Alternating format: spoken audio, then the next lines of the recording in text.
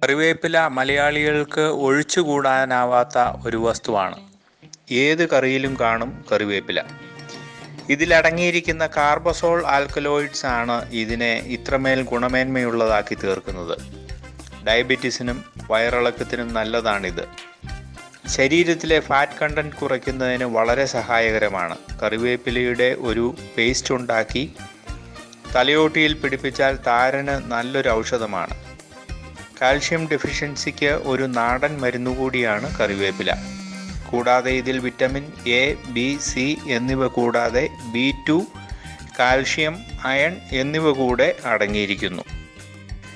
ഇതിലടങ്ങിയിരിക്കുന്ന carbazole ആൽക്കലോയിഡിൽ anti oxidant, anti bacterial, anti inflammatory compounds ധാരാളമുണ്ട്. കറിവേപ്പിലയുടെ ആസ്വാദ്യകരമായ സുഗന്ധത്തിനു പോലും ബാക്ടീരിയകളെ കൊല്ലുവാനുള്ള ശേഷിയുണ്ട്. താരതമ്യേന പരിപാലനം കുറച്ച് മാത്രം മതി കറിവേപ്പിലയ്ക്ക്. വലിയ ചെടിയുടെ താഴെ തന്നെ ഇതിൻ്റെ തൈകൾ കിട്ടുവാൻ സാധ്യതയുണ്ട്. അതിൻ്റെ ചുവട്ടിലെ മണ്ണോടുകൂടി പറിച്ചെടുത്താൽ അത് മാറ്റി നടാവുന്നതാണ്. കഞ്ഞിവെള്ളവും കമ്പോസ്റ്റ് സ്ലറിയും നല്ല വളങ്ങളാണ്. വേനൽക്കാലത്ത് നനച്ചു കൊടുത്താൽ വളരെ നന്ന്. കറിവേപ്പില കഴിച്ചാൽ സ്ട്രെസ് കുറയ്ക്കാം. വെയിറ്റ് ലോസിനും കറിവേപ്പില നല്ലതാണ്. ഇതിൻ്റെ ഇല ഉണക്കി പൊടിച്ച് അല്പം ഉഴുന്നുപൊടി കൂടി ചേർത്ത് നല്ല ചമ്മന്തിപ്പൊടി ഉണ്ടാക്കാം. സാധാരണഗതിയിൽ കറിയിലിടുന്ന കറിവേപ്പില നാം എടുത്തു മാറ്റിയിട്ടാണ് കറി കൂട്ടുന്നത്. എന്നാൽ അത് കഴിക്കുവാൻ വേണ്ടിയാണ് അത് കറിയിലിടുന്നത്. നാം അത് കഴിക്കാറില്ല. കറിവേപ്പില കൊണ്ടുള്ള ചമ്മന്തിപ്പൊടി എങ്ങനെ ഉണ്ടാക്കാം എന്നുള്ള ഒരു വീഡിയോയുടെ ലിങ്ക് ഡിസ്ക്രിപ്ഷനിൽ ചേർക്കുന്നുണ്ട്. വേപ്പില കട്ടി എന്നും ഇതിന് പേരുണ്ട്. മുടിപൊഴിച്ചിലിനും എന്തിന് മുറിവിന് പോലും മരുന്നായി കറിവേപ്പില ഉപയോഗിക്കാവുന്നതാണ്.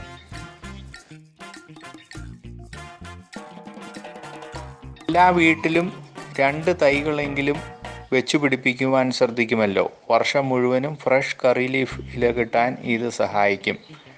നട്ടുകഴിഞ്ഞാൽ 2-3 വർഷത്തിനുള്ളിൽ ഇല നുള്ളുവാനായിട്ട് സാധിക്കുകയും ചെയ്യും. ഫ്ലാറ്റുകളിലൊക്കെ താമസിക്കുന്നവർക്കും സിറ്റികളിൽ താമസിക്കുന്നവർക്കും ഒക്കെ ചട്ടിയിൽ പോലും കറിവേപ്പില വളർത്താവുന്നതാണ്. ഇതിൻ്റെ ഇല ഫ്രഷായി ഉപയോഗിക്കുന്നതാണ് ഉത്തമം. ഇരിക്കും തോറും അതിൻ്റെ സുഗന്ധം കുറഞ്ഞു വരും.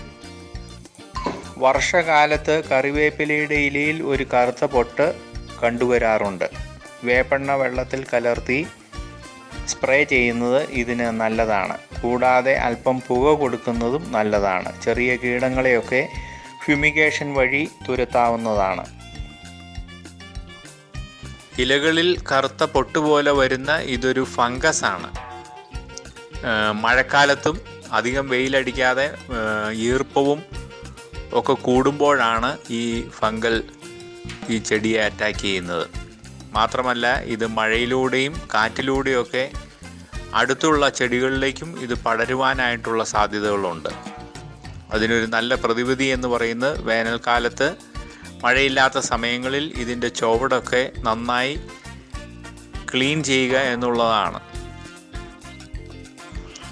മഴ കഴിയുമ്പോൾ ചിലപ്പോൾ ഈ അസുഖം മാറിയതായിട്ട് നമുക്ക് തോന്നും. കാരണം നല്ല ലീഫൊക്കെ വരുമ്പോൾ കറുത്ത പൊട്ടുകളില്ലാത്തപ്പോൾ ഇത് മാറിയതായിട്ട് നമുക്ക് തോന്നിയാലും ഈ ഫംഗസിൻ്റെ അവശിഷ്ടങ്ങൾ മണ്ണിലടിഞ്ഞുകൂടി കിടക്കാനുള്ള സാധ്യതകളുണ്ട്.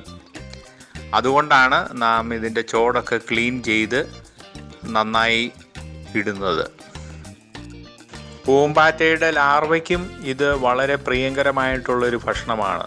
നമ്മളത് ശ്രദ്ധിച്ച് നോക്കി അതെടുത്ത് മാറ്റി തക്ക സമയത്ത് എടുത്ത് മാറ്റി കളഞ്ഞുകൊണ്ടിരുന്നാൽ നമ്മുടെ കറിവേപ്പിലയെ അതിൻ്റെ അറ്റാക്കിൽ നിന്ന് രക്ഷിക്കാനായിട്ട് പറ്റും.